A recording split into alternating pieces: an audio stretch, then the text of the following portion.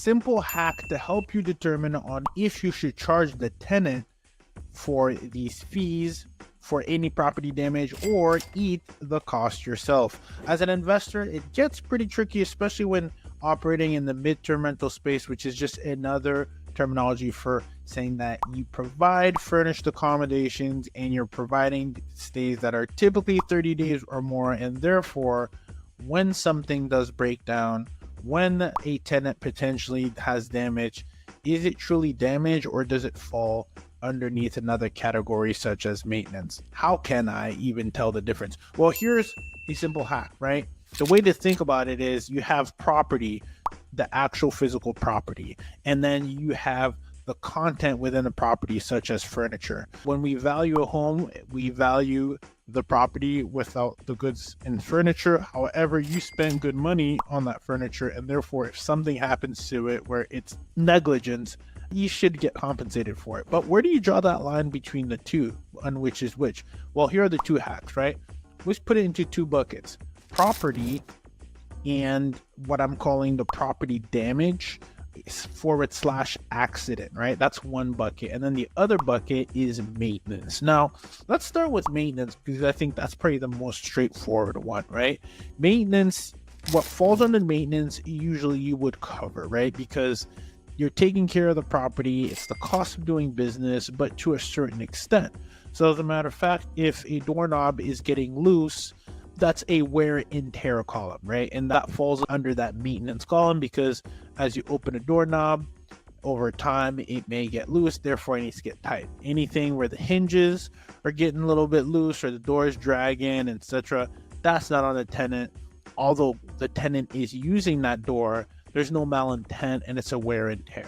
If you're currently getting value from watching this video, you'll want to make sure you take a second and click below to grab the midterm rental insurance blueprint to help accelerate your process in being able to land these midterm rental insurance contracts with respect to your marketplace. Make sure you click the button below and grab it and continue on with the gems in this video.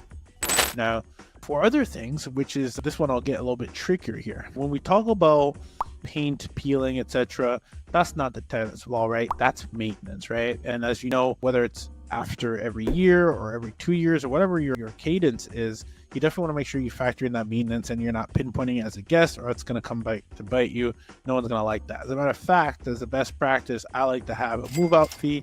I like to have to set the expectation that, hey, by the way, when you move in, we do a full paint job or whatever the case might be, and we're going to do the same for the person moving out. So this is your move-in fee. This is us getting it on board, getting you need silverware, etc. Remember, we're dealing with furnished accommodations. We want to make sure that we factor in a fee up front to factor in either for the last one or for the one that they're going to be staying in. It's easier to make that call for the current stay that they're staying in because we're letting them know that we're going to refresh this, and that's actually why we charge this move-in / move-out fee. All right, so now if you think of maintenance, it could be things like, you know, paint peeling, like a couch, like a chair. If people sit on those, you know, if a chair leg breaks or gets damaged, if there's any evidence of activity as recklessness, that's one thing, but otherwise that's typically wear and tear, right? No one's gonna go ahead and try to break a chair that they won't be able to sit on during their stay, right? Beds, same thing, that's wear and tear. If bed breaks, etc., people use beds and they have fun with it, right? But you gotta make sure you have strong commercial grade furniture that's going to be able to withstand heavier individuals or people who are getting active. Let's be honest, we're all grown now, and so you want to make sure that that's a maintenance cost, right? Unless you have evidence, again, which I don't know how you would find the evidence that someone was jumping up and down, right? Kids, and they broke the bed, right? But that's highly unlikely. That's a wear and tear cost. Now, property damage, I'm thinking this is more of the content within the property. So there's two types, right? So property damage, let's talk about the actual property itself. Damage the wall, damage the drywall, scuffs on the walls, damage the floor, break ceiling fan, break a light. Even if it's an accident, that's still property damage and it needs to be accounted for them to pay, have it come out of their security. That's best practice for sure. Again, even if it's an accident, one of the mirrors gets chipped, gets cracked, you know, one of the glass doors gets punctured, buy something, scuffs on the side, dents in the walls, that stuff, to me, for property management wise, for the property damage, that is property damage, and it needs to be accounted for, even if it's an accident. Even if someone bumped the wall while they're moving things in, yeah, that needs to be accounted for. And that's why you should also conduct walkthroughs before someone moves in and after, right? So that way you can actually, call out the items. And last but not least, I do have another video that shows it's so important when you do have a temporary housing accommodation, 30-day stay or more, midterm rental stay, aka they're all the same. You want to make sure that you have monthly cleaning fee. You can check out my other video on the 4 fees you're not charging to increase your profit. It's one of them is certainly your cleaning fees. Monthly cleaning fee gives you access to then be able to prevent these things and capture these damages on the front end before it gets to the end of the lease, where it could be argued and going back and forth. I think it's best to capture it in real time, so we understand already what we're either going to charge down the road or that we're going to fix it, but it's going to come out of your security. Okay, very important.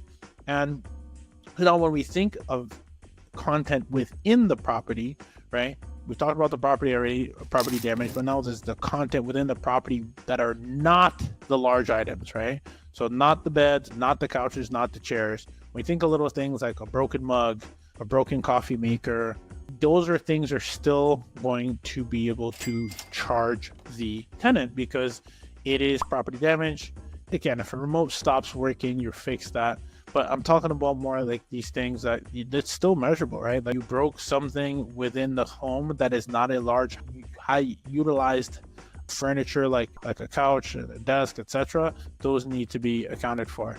And so that's the way I would look at it. 2 buckets. One is maintenance, wear and tear on big items, beds, chairs, seats, etc. That's a maintenance cost. That's a wear and tear cost. That's a door.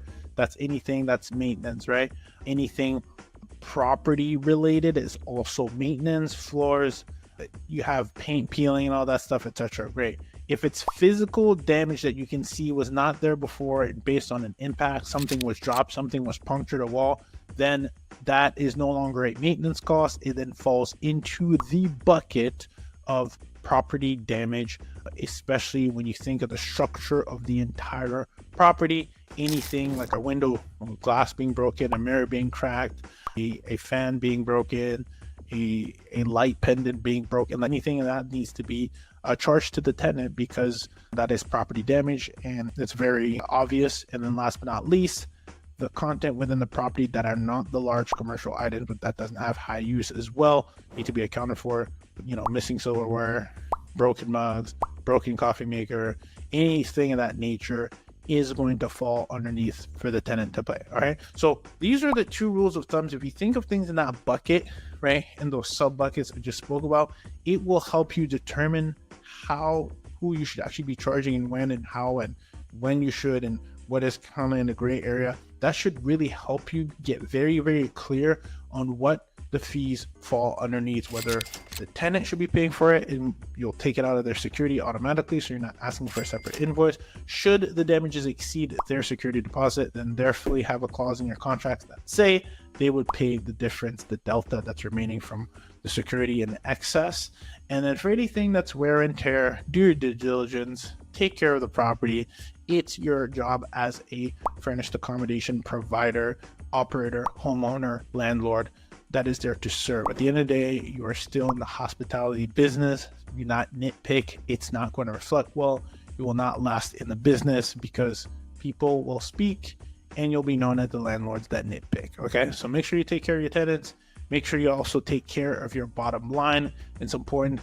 We're still in the business of providing great furnished accommodations, but we're still a for-profit business as well. You want to make sure that you bring that point home. If you enjoyed watching this video, make sure you watch the 4 fees you're not charging to increase your profitability in mid-term rentals.